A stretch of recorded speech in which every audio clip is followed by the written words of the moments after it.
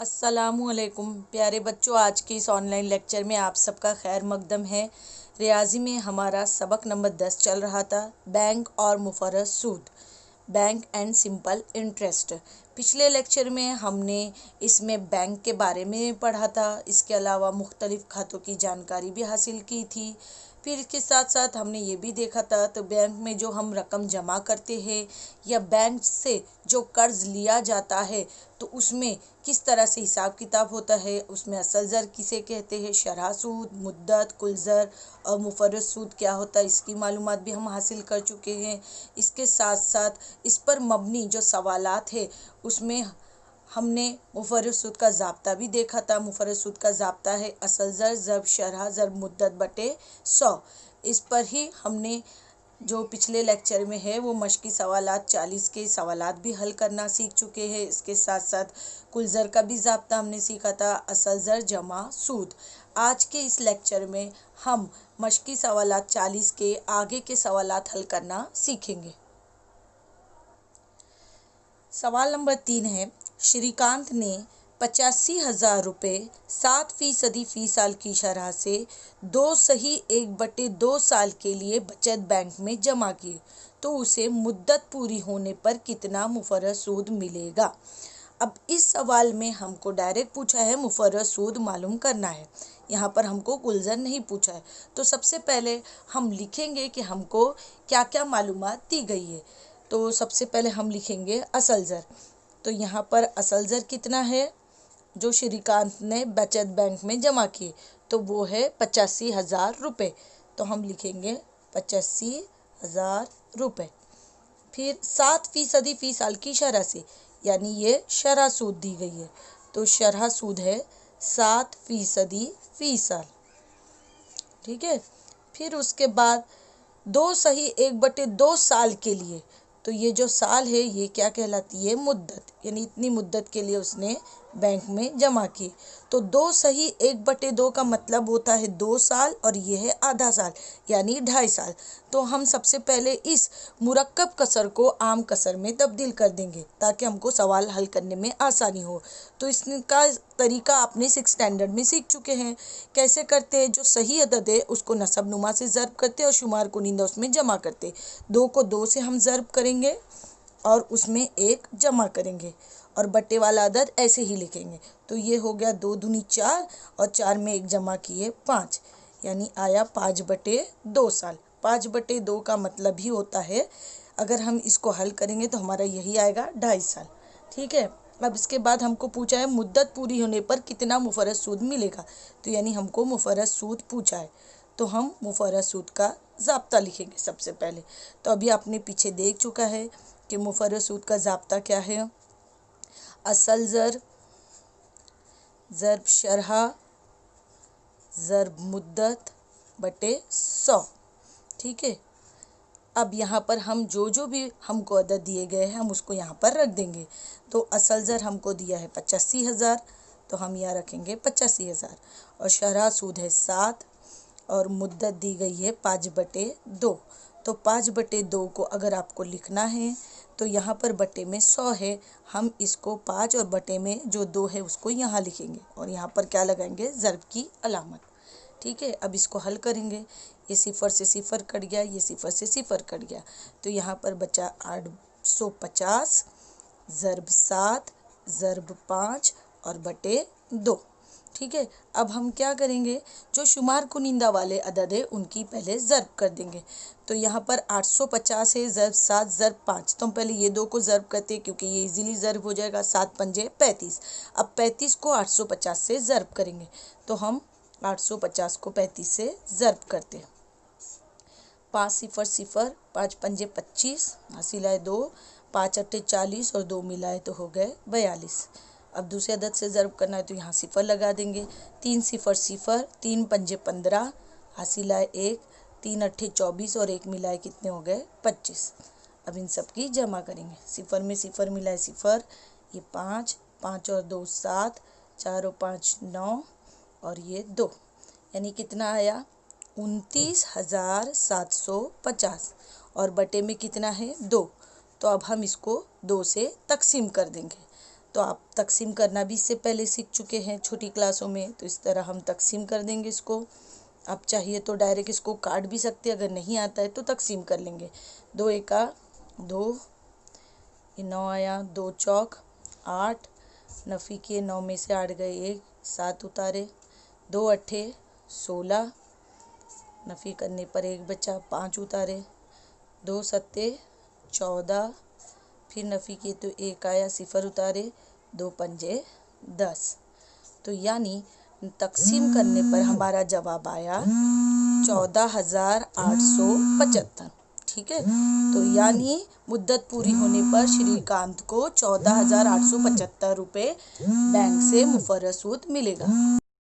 सवाल नंबर 4 है, सूद की किसी शरह से 5,000 रुपये असल ज़र का 4 साल मुद्दत पर 1,200 रुपये सूद होता हो तो इसी शरह से इसी मुद्दत के लिए 15,000 रुपये असल ज़र का सूद कितना होगा। अब यहाँ पर हमको 2 अलग अलग चीज़ें दी है। यहाँ पर असल ज़र हमको पहली मर्तबा दिया है 5,000, मुद्दत दी गई हमको 4 साल, और उसका हमको सूद दिया गया है 1,200 रुपये। अभी इससे पहले जो हमने सवालात हल किए थे उसमें हमको सूद पूछा था या कुल ज़र पूछा था, लेकिन इस सवाल में हमको सूद दिया गया है। लेकिन यहाँ पर सूद की किसी शरह से कहा है, यानी सूद की शरह नहीं दी गई है। ठीक है, तो ये इतने सवाल में हमको सूद की शरह नहीं दी गई है, तो हम इन मालूमात की मदद से सूद की शरह निकाल सकते हैं।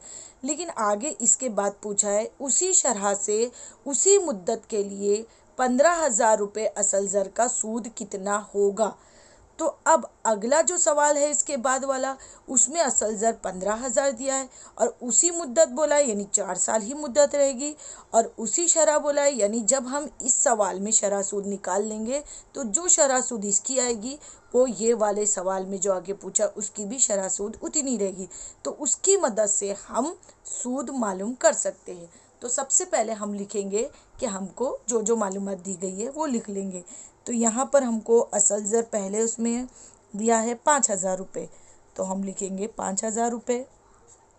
फिर उसके बाद हमको मुद्दत दी है 4 साल, तो हम मुद्दत लिख लेंगे 4 साल, और उसका हमको सूद दिया है 1,200 रुपये। ठीक है, और इसमें हमको शरह सूद नहीं दी गई, तो हम शरह सूद यहाँ पर क्वेश्चन मार्क डालेंगे, यानी ये शरह सूद हमको मालूम करनी है। तो सबसे पहले हमारा जो मुफर्रत सूद का ज़ाब्ता है हम वही लिखेंगे, उसी ज़ाब्ते की मदद से हमको हल करना है। तो मुफर्रत सूद का ज़ाब्ता है असल ज़र, इसको हम अलिफ भी लिख सकते हैं, शरह ज़र मुद्दत बटे 100।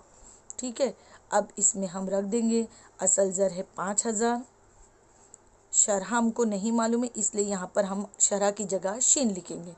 मुद्दत हमको पता है 4 साल, और बटे में है 100, और ये मुफर्रत सूद और सूद एक ही चीज़ है, तो ये है 1,200, तो यहाँ पर हम लिख देंगे 1,200।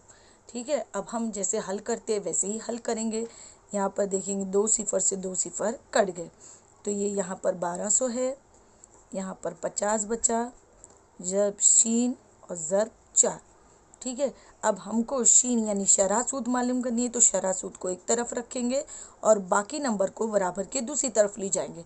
तो ये 50 और ये 4 ये ज़रब में है, ये यहाँ आकर क्या हो जाएगा, तकसीम हो जाएगा। तो यहाँ पर हम इसको तकसीम में लिखेंगे।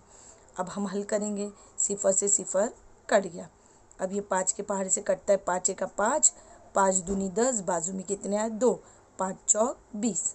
आपको नहीं आता इस तरह से काटने तो आप इसको तकसीम भी कर सकते हैं। अब ये 4 के पहाड़े से भी कटता है, 4 का 4, 4 छंग 24। तो यानी हमारी शरह सूद कितनी आई 6। तो ये शरह सूद हमारी मिल गई 6% फ़ी साल। ठीक है, इसको फ़ीसदी फ़ी साल से ज़ाहिर करती इसलिए हमने लिख दिया। अब इसके अगला सवाल जो है हम वो हल करेंगे, तो उसमें हमको असल ज़र दिया है 15,000 और सूद पूछा है, और मुद्दत उसी मुद्दत यानी 4 साल ही मुद्दत दी है, और उसी शरह यानी जो यहाँ पर आंसर आया 6% फ़ी साल।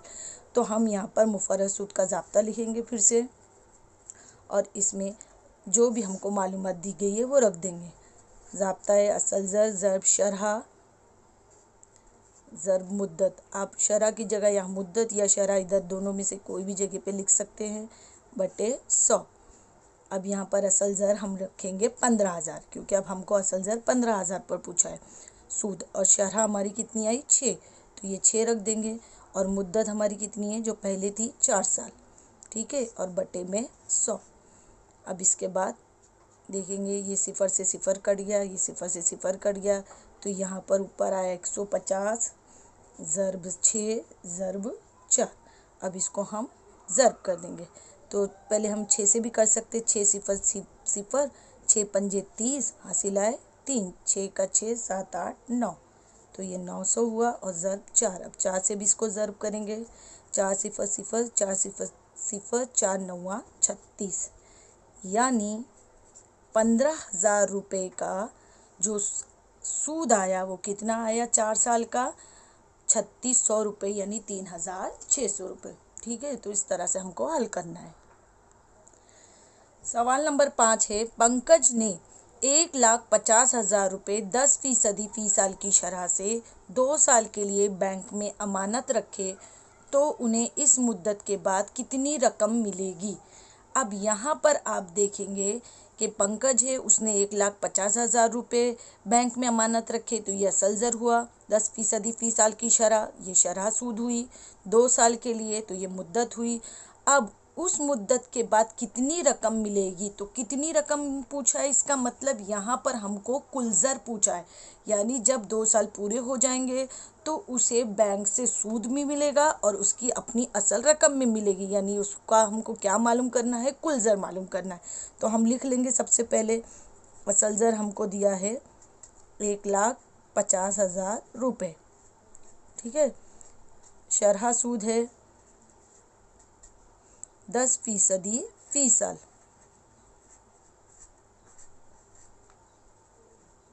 और मुद्दत दी गई है 2 साल, और हमको पूछा क्या है, कुल ज़र। तो कुल ज़र का आपने ज़ाब्ता पीछे देखे हैं, कुल ज़र बराबर असल ज़र जमा सूद। तो यहाँ पर सूद नहीं है, इसलिए सबसे पहले हम मुफर्रद सूद मालूम करेंगे, क्योंकि जब तक वो नहीं मालूम होगा तब तक कुल ज़र नहीं मालूम हो सकता। तो मुफर्रद सूद का ज़ाब्ता है असल ज़र ज़रब शरह ज़रब मुद्दत बटे 100। अब यहाँ पर हम रख देंगे असल ज़र है 1,50,000, शरह है 10 और मुद्दत है 2 साल बटे 100। अब यहाँ पर 2 सिफर से 2 सिफर कट गया, तो यहाँ पर ऊपर बचा 1500 ज़रब 10 ज़रब 2।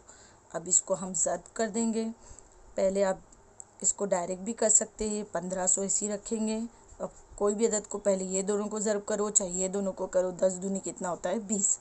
अब हम ज़रब कर सकते हैं, तो 20 सिफर सिफर 20 सिफर सिफर 20 पंजे 100, हासिल आए 10, 20 एका 20 और 10 उसमें हमने मिला दिए, तो कितने हो गए 30। तो कितना आया मुफर्रद सूद 30,000 रुपये। अब ये हमारा मुफर्रद सूद आया। अब हम मालूम करेंगे कुल ज़र।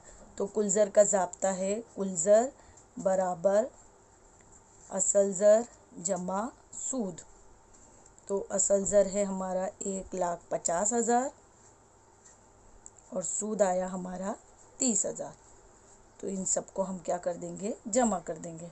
तो 1,50,000 आप इधर साइड में भी जमा कर सकते हैं, नहीं तो डायरेक्ट भी जमा कर सकते हैं। इसमें हम 30,000 जमा करेंगे, सिफर में सिफर मिला है सिफर, सिफर में सिफर मिला है सिफर, सिफर में सिफर मिला है सिफर, 5 और 3 कितने होते हैं 8, और ये 1, तो कितना आया 1,80,000 रुपये। यानी जब मुद्दत पूरी हो जाएगी तो पंकज को बैंक से कितने रुपए मिलेंगे, 1,80,000 रुपये। ठीक है, तो इस तरह से आज हमारी मश्की सवालात 40 के पूरे सवाल हल हो गए। इंशाअल्लाह अगले लेक्चर में हम 41 मश्क के सवालात हल करना सीखेंगे। शुक्रिया।